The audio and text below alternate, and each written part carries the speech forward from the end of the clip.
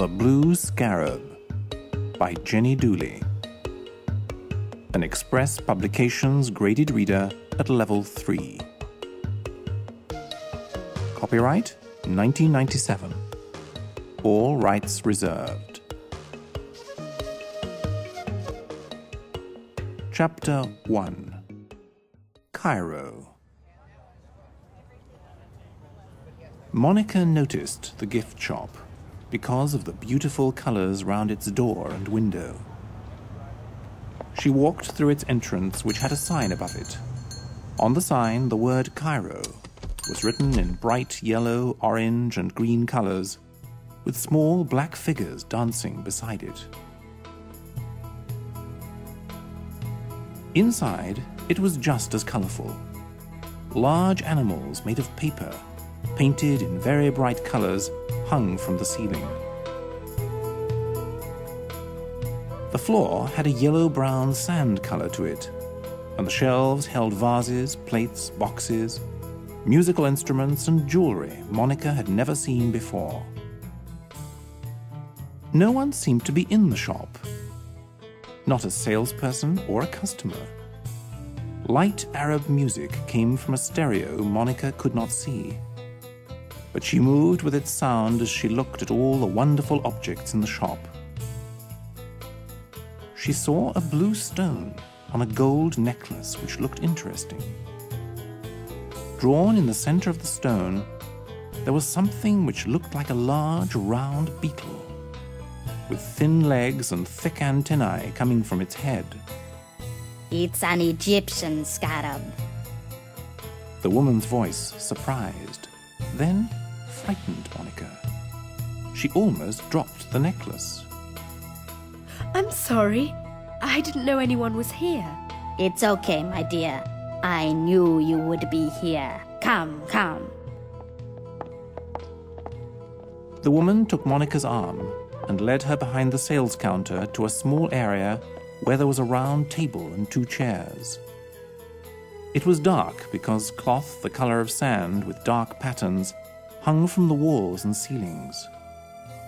It was almost closed off from the rest of the shop by a curtain, so most of the light came from a few candles set around the room.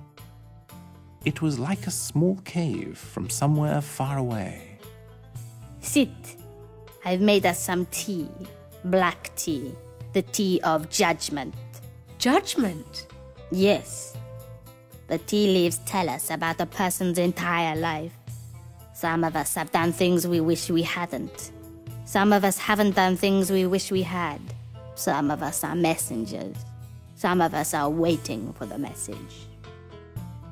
The woman wore a piece of red cloth tied around her head. It hid the color of her hair. Her eyes were large and dark. They became larger when she talked. As Monica sat at the table, she realized she still had the necklace in her hand. This stone is quite beautiful. I've never seen anything like it. It is lapis lazuli, the ancient blue stone used to make statues for the gods. It was found in rock, and the rock had to be burned and broken to get the lapis lazuli out. That shows you how strong it is. Well, I'm sure it's too expensive for me. As Monica was about to put the necklace on the table, the woman closed her hand around Monica's to keep the stone there. Don't let it go, now that you have it. It may help you see things you never thought were possible. But I... The woman put her finger on Monica's lips so that she couldn't talk. Sit and listen, and I will tell you the story of the blue scarab. Monica held the necklace in her hand while the woman spoke. Whether it was the heat of the room, the tea, or the woman's soft voice, Monica began to fall asleep.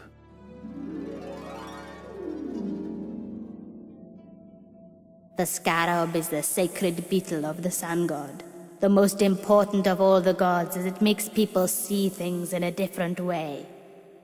It is given to a different person every 100 years.